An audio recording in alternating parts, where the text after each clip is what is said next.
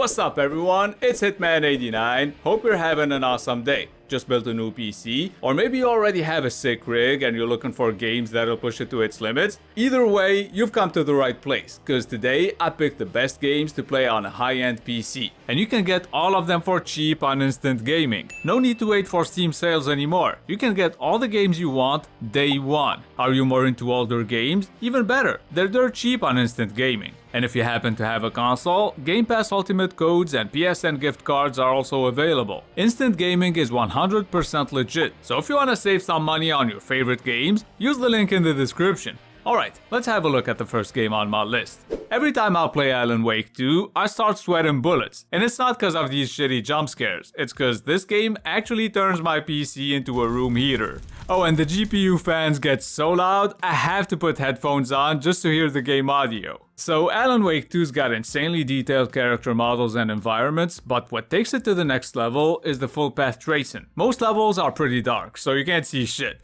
but Bright Falls is a good example of an area where you can see the path tracing in action. Absolutely stunning. Next, we have another game that uses path tracing, which is probably why, 5 years later, Cyberpunk 2077 is still one of the most visually impressive games you can play on PC. I love how detailed the vehicles are in this game, and the neon lights being reflected on puddles, cars, and buildings are some of the reasons why Night City is simply breathtaking. That being said, it won't take you long to see some hilarious bugs and NPCs being weird as shit.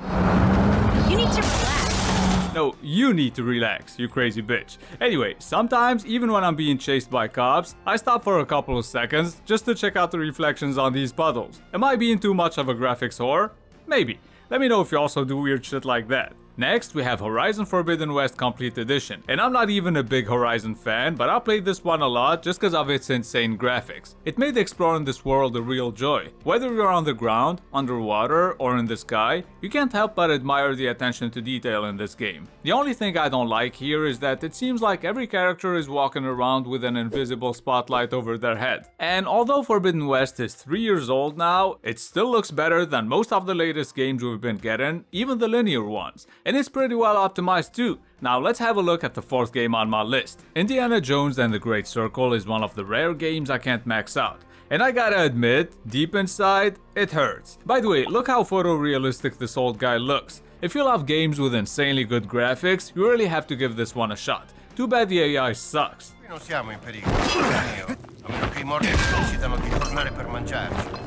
Whoops. It's like all the effort went into the lighting system. Speaking of which, you'll need a ray tracing capable GPU just to launch the game. But then again, if you're watching this vid, then you probably have a decent rig. And if you don't, that's alright, cause I have a feeling you'll still be able to run this next game. Kingdom Come Deliverance 2's graphics won't exactly blow your socks off, but I love how optimized the game is. It runs great, no stuttering or any other issues most good looking PC games usually have, but you better get used to seeing hilarious shit like this. I love you more than my own brother. That much. Greetings. In all seriousness though, the environments are beautiful. Forests actually look and feel like forests. You could easily get lost in them. And that's dope. Most characters in this game also look good, and KCD2 is all around one of the best single player games you can play this year. Next, we have a multiplayer game that also uses CryEngine. Hunt Showdown has always been a good looking game, but since last year's overhaul and after 1896 was added to its title, visually speaking, it got even more impressive. I'm not even kidding, this is one of those games that whenever I play, I say out loud, damn, it's beautiful. Too bad I suck at the actual game, so I spend my time checking out these insanely photorealistic environments until I spot another player, try to take them out, miss like a dumbass, and immediately get one shot. Alright, let's move on to a game I can handle better. Silent Hill 2 lets you know from the get-go that it's got some of the best graphics you'll see in a survival horror game ever. Check out some of these super high-res textures. Oh, and the reflections. And the foliage. Everything looks insane. Dude, even cars here look better than in most racing games. You can't drive them, but you can break their windows. I wish I could play Silent Hill 2 for longer than 30 minutes without catching a clinical depression. S.T.A.L.K.E.R 2's incredible weather effects are, in my opinion, what makes it so immersive. Thunderstorms, leaves flying everywhere, and that eerie orange sky will absolutely distract you from the fact most missions will make you walk kilometers on foot just to turn off some device and report back. The gunplay is pretty solid though, and you know what's even better? These faces. S.T.A.L.K.E.R 2 is a decent game, but it still needs some major updates, just like Oblivion Remastered actually, cause it has some serious performance issues on PC, but visually, it's more than just a remaster. They took the original game and rebuilt all the graphics in Unreal Engine 5.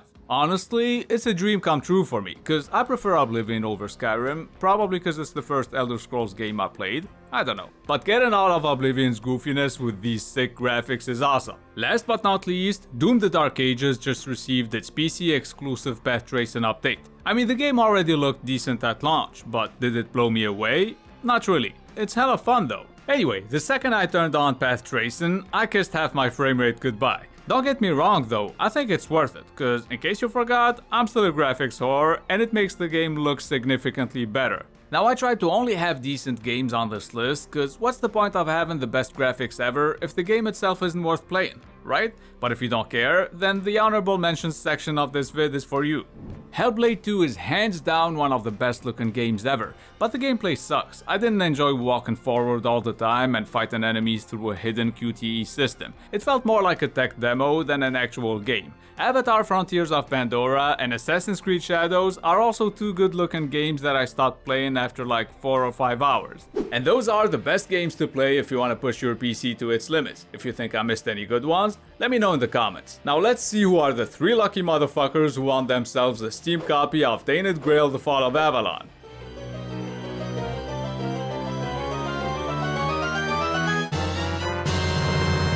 Congrats! DM me on X or send me an email to claim your key. If you didn't win, that's alright. There will be another giveaway soon, so stay tuned. It's been Hitman89. Have a good one. I ain't the one to